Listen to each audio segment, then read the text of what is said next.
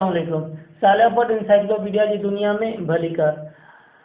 अज पाण छा पढ़तासीं? अज पाण अनपूर पढ़तासीं। इहो कूड़ आ। छा कूड़ आ? त अनपूर मथे जो सूर।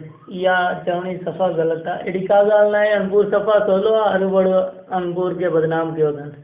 ठीकु आहे। सवलो इनशाला पढ़ण खां पोइ ख़बर पवंदी। सफ़ा सवलो आहे। टेंशन न वठिजो। ठीकु आहे। अनपूर आहे छा? अनपूर मतिलबु पूरो न आहे। ठीकु आहे। हिन में कीअं जीअं ही वरितल मिसाल उथंदा ई मिसाल आहे त पूरो कीअं न आहे। ही ॿ वरितल आहिनि हिसा घणनि हिसनि मां? 5 हिसनि मां।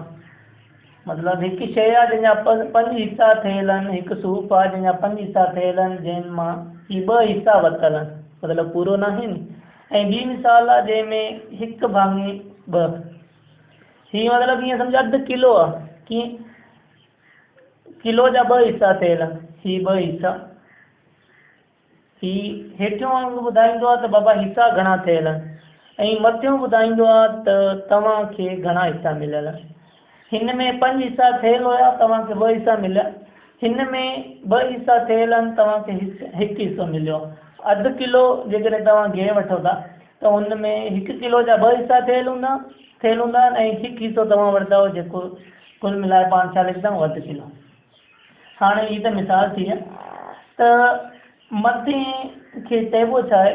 मथियों जेको आहे हिन खे पाण अंश चवंदा आहियूं ऐं हेठे खे छेद।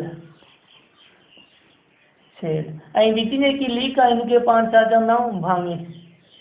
हिन खे पढ़िबो कीअं? 1/2। हिन खे कीअं पढ़िबो? 2/5। ठीकु आहे।